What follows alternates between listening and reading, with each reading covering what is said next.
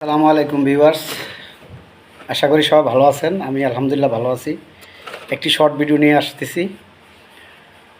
তো আমার প্রশ্ন হচ্ছে আপনাদের কাছে, প্রথমে কেউ কি এঁটো প্লেটে বা নোংরা প্লেটে খাবার খাবেন? যেমন ধরুন, একটা জীবজন্তু কিংবা একটা মানুষই একটা প্লেটে খেয়ে এঁটো করে চলে গেছে। তো আপনি কি সেই প্লেটে আবার এই এঁটো প্লেটেই খেতে বসবেন? নিশ্চয় না। আমরা কেউ এটা খাবো না বা এটা করব না।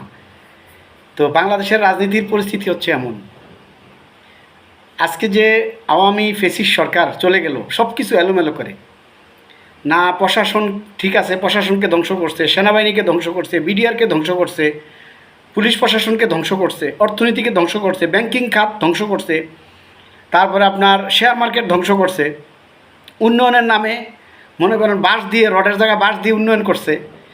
এই সকল কিছু করে শিক্ষা খাত ধ্বংস করছে। সবচেয়ে বেশি জাতির মেরুদণ্ড যেটা শিক্ষা খাত, এটা ধ্বংস করছে। আজকে শিক্ষা খাতের কোনো কিছু নাই বাংলাদেশে। তারপরে আপনার স্বাস্থ্য খাত ধ্বংস করছে, যেটা মানুষের মানবিক অধিকার। বিচার বিভাগ তো বাদে দিলাম, যখন বিচার বিভাগ থাকে না তখন ধরেন একটা রাষ্ট্র আর রাষ্ট্র থাকে না। তো এই ধ্বংসলীলার মাঝে শেখ হাসিনার ফেসিস্ট সরকার যে এটু করে দিয়ে গেল, আমাদের কুমিল্লার ভাষা বলে আইডা প্লেট। এই আইডা প্লেট বা এটু প্লেটে, নোংরা প্লেটে আবার কেউ খেতে বসবে? আবার কেউ রাষ্ট্র পরিচালনার দায়িত্ব নিবে? যার রুচিবোধ আছে সে নিবে না। সে কি চাবে? সে চাবে যে এই রাষ্ট্রটাকে, এই প্লেটটাকে পরিষ্কার করি, ক্লিন করি, দূষণমুক্ত করি এবং এটাকে ভালো করে ওয়াশ করে, পরিষ্কার করে, পবিত্র করে তারপর এটার মধ্যে শুরু করি, মানে দেশ পরিচালনা আবার আরম্ভ করি। দেখেন আজকে আমাদের যে পুরাতন যে রাজনৈতিক দলগুলো, তারা ইউনিট সরকারকে খালি চাপ দিচ্ছে নির্বাচন নির্বাচন নির্বাচন। আসলে বর্তমানে কি বাংলাদেশে নির্বাচন দেওয়ার মতো পরিস্থিতি আছে? আর নির্বাচন যদি দেওয়া হয়, সেখানে সুষ্ঠু নির্বাচন হলেও দেশে কি একটা সরকার এসে বসে এটা সঠিকভাবে পরিচালনা করতে পারবে? আপনার কি মনে হয়? পারবে না। আমার বিশ্বাস পারবে না। আপনাদের বিশ্বাস কি আমি জানি না। কারণ বাস্তবতা আর আবেগ এক জিনিস না। কারণ প্রশাসনের সব জায়গায় দুর্নীতিবাজ, ঠকবাজ, জালিম, খুনি, অত্যাচারী, পাপিষ্ট সব জায়গায় গাপটি মেরে বসে আছে। আর গ্রামে, মহল্লায়, উপজেলায়, জেলায়, বিভাগে সব জায়গায় আওয়ামী লীগের কিছু সুবিধাবাদী নেতাকর্মী আস্তে করে বিএনপি, ইভেন বিভিন্ন দলে ঢুকতেছে। অর্থাৎ আওয়ামী লীগ বিরোধী যত দলগুলো আছে সেগুলোতে অনুপ্রবেশ করতেছে। যেমন আওয়ামী লীগ যখন ক্ষমতা আসছিল, তো বিএনপির কিছু লোক, অসাধু লোক যারা সুবিধাভোগী, তারা আওয়ামী লীগে ঢুকছিল, আওয়ামী লীগে অনুপ্রবেশ করেছিল। এটা ওবায়দুল কাদের বারবার বলছিল, যার কারণে ওবায়দুল কাদেরকে সবাই কাউয়া কাদের বলে। তো ঠিক এখনকার যে দলগুলো আছে, ইভেন জামাতের মধ্যেও ঢুকতে পারে। তাহলে কি করা দরকার? আগে আমাদের দেশটাকে ক্লিন করা দরকার। অর্থাৎ সম্পূর্ণ যে ইনকেলাব যে হয়েছে, এই ইনকেলাবের অনুযায়ী দেশটা গঠন করা দরকার। কারণ ইনকেলাব কিন্তু প্রতি বছর বছর আসবে না। ইনকেলাব কয়েক যুগ পর পর আসে। দেখেন, ব্রিটিশ 200 বছর শাসন করতে করতে যখন আমাদের দেয়ালে পিঠ লাগিয়ে ফেলেছে, তখন কিন্তু হিন্দু মুসলিম সকল জাতি ভেদাভেদ ভুলে ব্রিটিশের বিরুদ্ধে আন্দোলনে নামছে, যার কারণে ব্রিটিশ আমাদেরকে ছেড়ে চলে যেতে বাধ্য হয়েছে। আবার যখন পাকিস্তানের আন্ডারে আমরা ছিলাম বা পাকিস্তান আমরা এক ছিলাম, তখন কিন্তু পাকিস্তানের অত্যাচারে অতিষ্ঠ হতে হতে আমরা দীর্ঘ প্রায় 25 বছর পরে আমরা কি করলাম? আবার রক্তক্ষয়ী যুদ্ধের মাধ্যমে স্বাধীনতা লাভ করলাম। তার মানে একটা ইনকিলাব করলাম। তারপরে 71-এর পরে দেখেন প্রায় 50 বছর, 71 পরে 50 বছর আমরা কয়েকবার গণ অভ্যুত্থান হয়েছে, ইনকিলাব হয়েছে, কিন্তু আমাদের সত্যিকারের মুক্তি কিন্তু হয় নাই।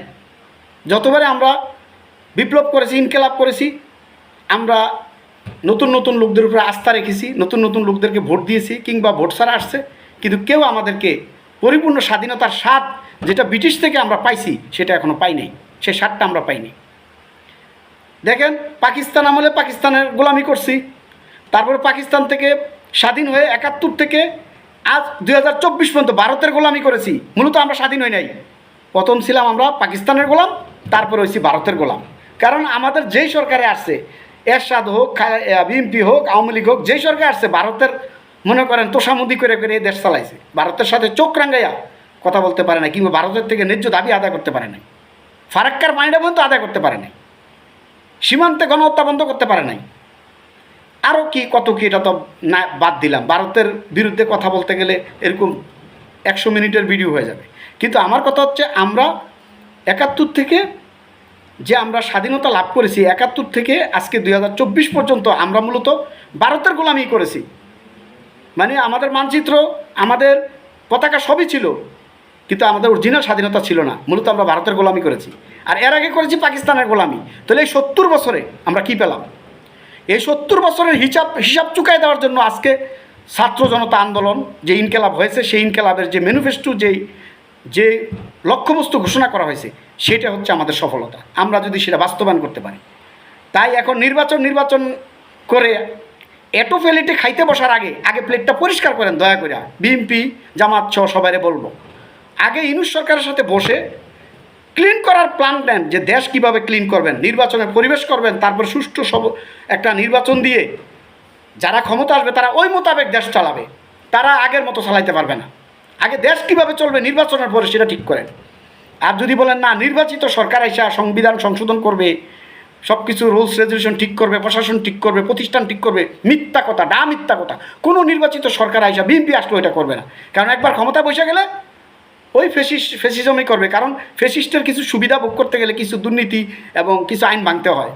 তো তারা চিন্তা করবো, যদি আমরা সব রুলস রেজুলেশন, বিচার বিভাগ সহ সব ঠিক করি, তাহলে আমরা দুর্নীতি করবো কেমনে?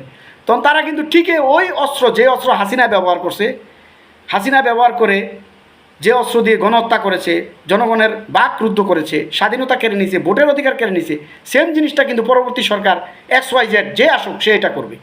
তাই আগে পরবর্তী পদক্ষেপটা ঠিক করেন, লক্ষ্যবস্তু এবং রাষ্ট্রের ম্যানিফেস্টো এবং আমাদের ফিউচার প্ল্যান ঠিক করেন, যেটা ছাত্র জনতা নতুন করে এখন বুঝতে শিখেছে। সেই প্ল্যানটা নিয়ে আগে পাশ করেন, সর্বদলের স্বাক্ষর নেন, নির্বাচনের আগে সব দলের স্বাক্ষর নেন, যেই পাশ করুক, জনগণ যারাই ভোট দেয় আমরা এই অনুযায়ী দেশ চালাবো। এই জিনিসটা ঠিক করে তারপরে নির্বাচনে যান, তাহলে নিশ্চয়ই আপনারা এটো পেলিটে কেউ খাবেন না।